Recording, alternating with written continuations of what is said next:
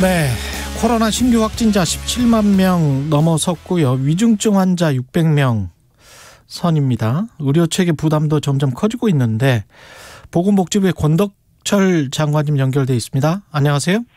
네, 안녕하십니까. 네, 장관님 지금 신규 확진자 수가 17만 명이면 상황은 어떻게 보세요?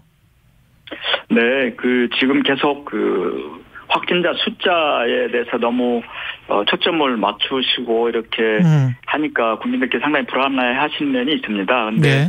잘 아시다시피 지금 현재 코로나19의 바이러스가 델타에서 변이로 이제 우세종으로 이제 변했거든요. 예. 그런데 이 오미크론의 특성이 전파는 빠르게 하지만 치명률은 굉장히 낮습니다. 그래서 그 오미크론 특성에 맞게 우리가 대응을 해 나가야 합니다. 그 얘기는 위중증이나 사망자의 사망자가 더 나오지 않도록 최소화하는 그런 데 조금 집중해야 한다고 생각이 듭니다. 예. 위중증이나 사망자와 관련해서는 조금 이따 더 자세히 여쭤보고요. 확진자 규모는 지금이 정점은 아니고 3월 한 중순쯤을 최정점으로 보고 계시는데 이렇게 판단하는 이유가 있을까요? 네, 지금 전문가 집단에서 6, 7군데에서 지금 전망을 하고 있는데요. 조금씩 다르긴 합니다만 대개 3월 중순쯤에 정점을 찍고 좀 감소 추세로 갈 것이다라고 지금 얘기를 하고 있습니다. 외국의 사례에서도 보면 정점을 찍고 이게 감소하는 그런 추이를 봤을 때 우리도 그렇게 지금 되지 않을까 지금 그렇게 전망을 하고 있고 정점이 될 때까지 저희들은 아까 말씀드린 대로 이 오미크론의 특성이 감염이 되더라도 3차 접종을 맞으신 경우에는 굉장히 아주 위중증으로 가는 경우가 거의 없기 때문에 그에 맞게 저희들이 위중증이나 또 특히 이제 고령층, 기저질환자 이분들의 보호에 이제 우선 집중 좀 하려고 하고 있습니다. 지금 감염되는 비율이 3차 접종을 맞은 사람이 지금 3차 접종을 한 사람이 지금 60%가 넘는데 그 사람들인가요? 아니면은 돌파 감염이 일어나고 있는 건가요? 아니면은 그렇지 않은 사람들이 감염이 많이 되고 있는 건가요? 어떻습니까? 네, 한 6% 정도가 이제 접종을 맞지 않으신 경우입니다. 그래서 그런 분들 경우에는 감염이 될 때는 상당히 좀 위중증으로 갈 확률이 높고요. 돌파 감염이 되더라. 그러니까 3차 접종이 지금 전 국민은 한 60% 됐고요. 예. 그리고 60세 이상은 85% 이상이 됐습니다. 네. 실제로 그래서 지금 65세 이상 60세 이상 이런 데서 이런 계층에서 위중증으로 가는 게 그렇게 많이 높게 나타나지 않은 게 그런 3차 접종의 효과라고 생각이 듭니다. 그러니까 돌파 감염은 막을 수는 없지만 위중증으로 가는 것은 상당 부분 막고 있다라고 저희들은 판단하고 있습니다. 따라서 신체에 특별한 어떤 이상 반응이나 이런 게 없으시면 3차 접종을 맞아주시는 게 위중증 억제 그리고 코로나 대응에 상당히 효과적이다 이런 말씀을 드리겠습니다. 3월 중순쯤이 최정점이라고 하면 그 확진자의 규모 숫자는 그때는 어느 정도나 되는 겁니까? 네, 전문가들 판단에 따르면 한 27만 이 정도 지금 예상을 하고 있는데요. 네. 근데 이제 아시다시피 이게 여러 가지 요인을 이제 분석을 해서 했기 때문에 이 부분은 또 이렇게 달라질 수 있긴 합니다. 아무튼 이런 부분 최정점에 이르기 전까지 저희들이 아까 말씀드린 대로 위중증이라든지 사망자 이런 더 이상 많이 추가적으로 확산되지 않도록 더 노력을 하겠다는 말씀드립니다. 지금 위중증 환자랄지 사망자 숫자만 가지고 생각을 할 필요는 없을 것 같기는 합니다만 그럼에도 불구하고 사망자 숫자가 이제 100명에 가깝게 되고 그러면 확진자 숫자와 비교를 해서 치명률이랄지 이런 거는 어떻게 판단을 하고 계세요? 네, 지금 보시면, 외국에도 우리나라와 비교해보면 누적 사망자 숫자로 보면, 지금, 지금 현재 상황을 가지고, 이렇게 비교를 하면, 우리가 이제 많은 것처럼 보이지만, 실제로 다른 나라는 이미 정점을 찍고 내려간 상황이고요. 우리 이제, 확진이 증가하는 추세이기 때문에 단순 비교는 좀 어렵다고 봅니다. 근데 누적 사망자 숫자도 봐도 지금 외국과에 비해서 한 10분의 1 수준이거든요. 그래서 그냥 그런 부분을 조금 고려를 좀 해야 할 것 같습니다. 그렇군요. 치명률은 어느 정도라고 지금 보십니까? 오미크론 감염 때. 치명률은 접종 완료자의 경우에는 지금 계절 독감이라고 우리가 얘기하는 그거하고 좀 유사합니다. 혹은 그 이하로도 낮고요. 예. 접종 완료자인 60세 이하의 치명률은 거의 제로에 가깝게 나옵니다. 거의 제로에 가깝다. 예. 그런데 아까 말씀드린 대로 예. 60대 이상 중에서 미접종자는 델타 변이 20배가 넘는 수준입니다. 치명률이 굉장히 높은 거죠. 예. 그렇기 때문에 이 백신 접종이 굉장히 중요하다 이런 말씀을 드립니다. 지금 우리가 백신 접종은 사실 세계적으로 높은데 어떻게 보면 다른 나라에 비해서 미국이나 유럽에 비해서 확진자 숫자는 그 규모는 아직도 훨씬 더 적거든요. 그러면 네, 그쪽 나라들은 집단 감염으로 가는 어떤 상황이어서 확진자 숫자가 나중에 그렇게 정점을 찍고 뚝 떨어진 건데 우리 같은 경우는 그런 식으로 따지면 훨씬 더 오래 갈 수도 있는 거 아닙니까? 그렇습니다. 네. 그래서 우리가 지금 계속 그간에 우리가 국민 여러분들께서 방역에 적극 협조해 주시고 또 예방 접종도 적극 참여해 주시고 또 의료계도 열심히 이렇게 헌신해 주셔서 우리가 계속 그 확진자 수에 혹은 또 위중증 억제에 상당히 효과가 있었다고 생각이 듭니다. 효과가 있었다고 보는데 그에 어떻게 보면 이제 오미크론이 오미크론에 들어오면서 이렇게 확진자 수가 급증하고 있게 된 거죠. 다른 나라는 이제 원래 우리보다 좀 어떻게 보면 느슨한 형태의 방역이 있었기 때문에 또 빠른 그 정점이 왔고 또 감소 추세가 있는 건데요. 우리는 그간에 계속 억제 정책을 해 왔기 때문에 지금 이제 이렇게 오미크론의 특성에 따라서 이렇게 전파가 빨리 이루어지는 것 같습니다. 그렇지만 우리가 그간에 병상 확충이라든지 우리가 좀 방역 체계도 좀 전에는 PCR 전체를 하도록 했지만 고위험군이라든지 이런 중심으로 하고 있습니다. 왜냐하면 오미크론 특성이 감염이 되더라도 그렇게 델타처럼 큰 어떤 반응이랄까요? 신체 반응 혹은 다른 예우랄지 이런 게 좀 줄어들었기 때문에 그에 맞게 지금 해 나가고 있다는 말씀을 드립니다. 근데 그렇게 생각을 해본다면 아주 역발상으로 아예 방역 체계 전체를 재검토해서 방역 패스를 할지 이런 것들이 필요가 없는 상황으로 가서 집단 감염으로 그냥 가는 것, 만약에 의료의 어떤 체계만 버텨준다면 그렇게 생각해 볼 수는 없을까요? 네, 그렇게 하기에는 조금 상당히 위험합니다. 왜냐하면 확진자가 많이 나오면 비례적으로 아까 말씀드린 대로 60세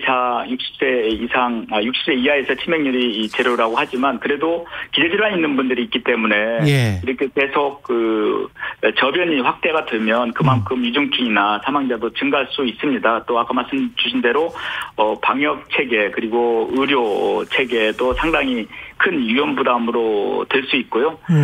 사회 필수 기능에서도 무리가 될 수가 있습니다. 그렇기 때문에 그런 부분들은 저희들이 생각하지는 않고 최대한 안정적으로 이 정점으로 향할 수 있도록 하는 게 지금 현재 우리 방역 당국의 정책 방향이기도 합니다.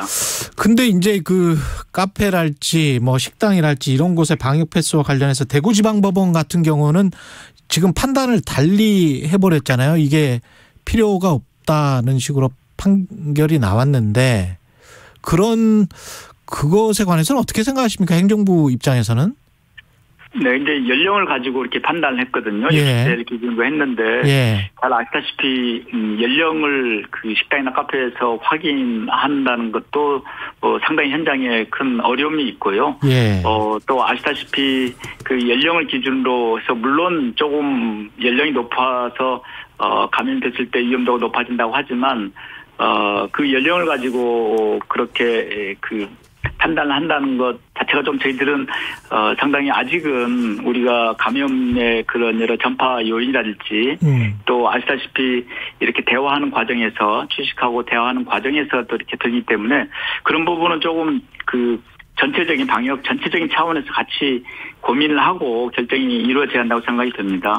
지금 의료진 부담 때문에 재택 치료를 많이 권장하고 있는 게 사실이잖아요, 정부가.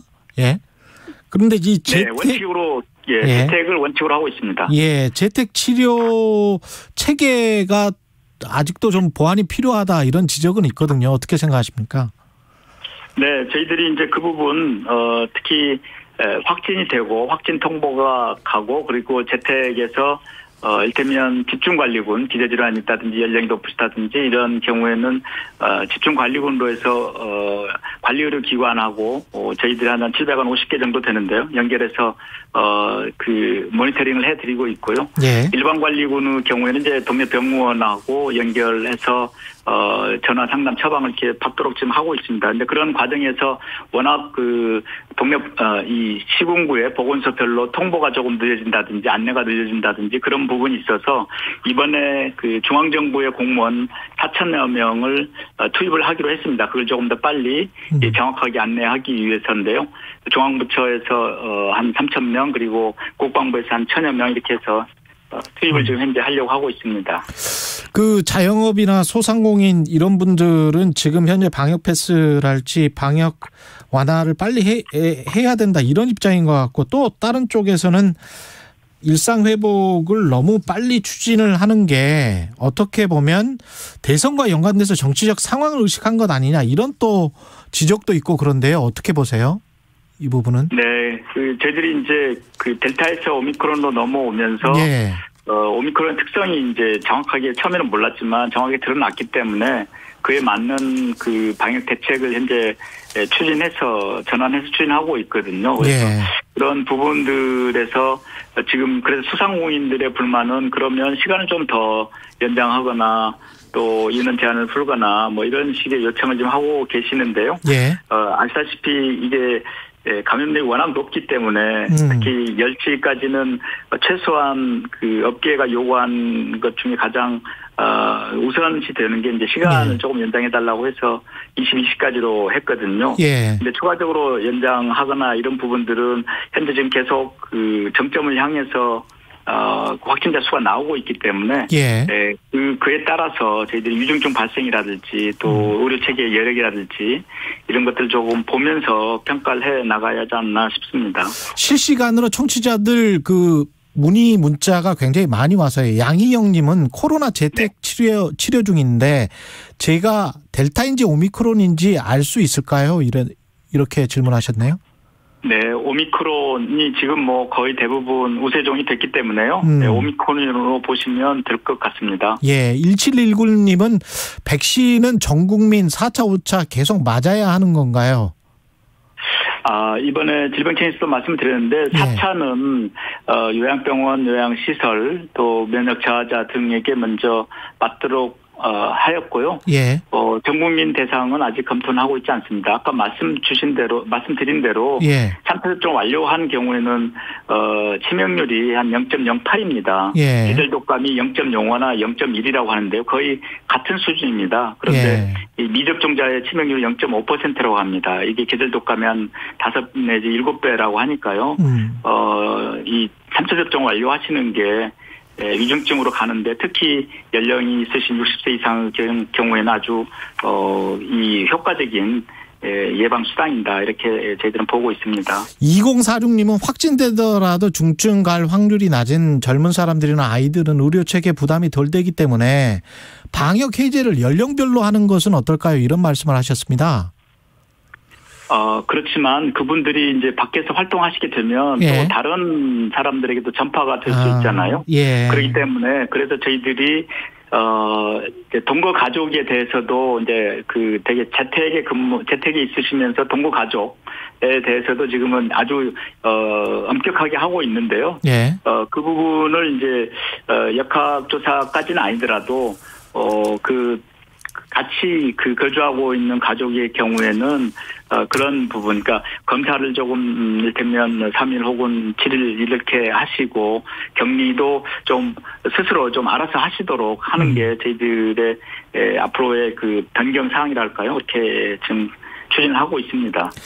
지금은 아직은 아니다라고 말씀을 하셨기 때문에 제가 좀 궁금한 거는 그러면 이게 확진자가 정점에 3월 중순쯤에 이르고 일상 회복은 우리가 언제쯤에 가능하다고 장관님은 보십니까? 지금 외국도 보면 오늘도 이제 이스라엘 그 뉴스에 보면 이스라엘도 이제 그 해제했다고 하잖아요. 예. 이스라엘도 정점을 찍고 위중증 환자가 관리가 어느 정도 되면서 그게 좀 가는 거고요. 우리도 그런 때를 대비해서 일상 회복의 시기를 대비해서 미리 준비는 해야 한다고 생각이 듭니다. 그렇지만 지금 국민들께서 그 정점 되게 지금 다 알고 계십니다. 정점을 찍을 때까지는 좀 우리가 방역 수칙이라든지 예방 접종이라든지 이런 것을 조금 더 하고 예. 그리고 나서 이제 정점에서 이제 감소 추세가 되기 시작하면 그때부터 일상 회복을 이제 어떻게 할 것인지 또 사회적으로 여론을 수렴을 해서 해 나가도록 하겠습니다. 그때는 이제 방역 패스라든지 예. 거리두기 뭐 이런 완화랄지 이런 것도 이제 같이 검토를 좀 해야 한다고 생각이 듭니다. 그리고 세계보건기구가 우리나라를 WHO 글로벌 바이오 인력 양성 허브로 선정했다. 이게 어떤 의미가 있습니까? 네, 제가 그제 늦은 밤에 WHO하고 직접 화상 회의를 했었는데요. 예. 이건 우리나라 이 백신이나 바이오 이런 보건 의료 산업 혹은 바이오 헬스 산업은 굉장히 최첨단이거든요. 예.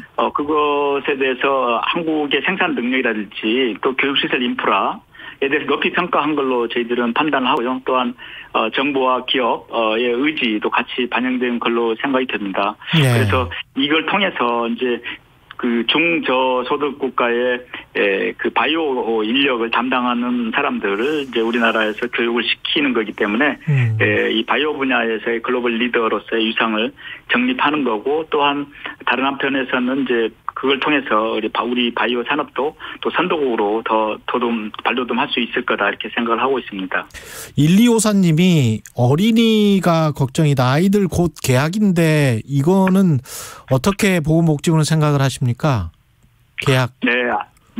아이들은 이제 교육부에서 지금 담당을 하고 있는데요. 예.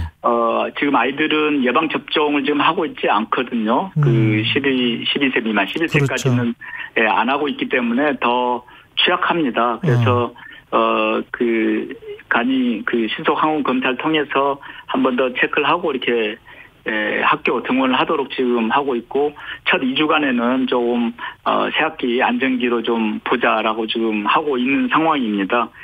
그래서 가능하시면 이런 댁에서라든지 이런 데도 방역 수칙을 특히 이제 출퇴근하시는 분이 있으면 댁에 돌아오셔서 꼭 그 방역 수칙, 마스크라든지 손 씻기라든지 이런 것을 잘 해주셔야 아동에게 또 이렇게 감염이 되지 않는 그런 게 될 수 있을 것 같고요. 또 이런 이상 증상이 있으실 때는 바로 저희들이 이번에 이제 소아 전문 응급 의료센터 이런 걸 조금 각 지자체별로 좀 만들고 있습니다. 그래서 예. 그런 부분 좀 활용을 해주시면 좋겠습니다. 예, 정상곤님은 현재 재택 치료 중인데 너무 힘듭니다. 오미크론이라도 조심하세요. 감기 수준이 절대 아닙니다. 이렇게 증상이 천차만별이라서.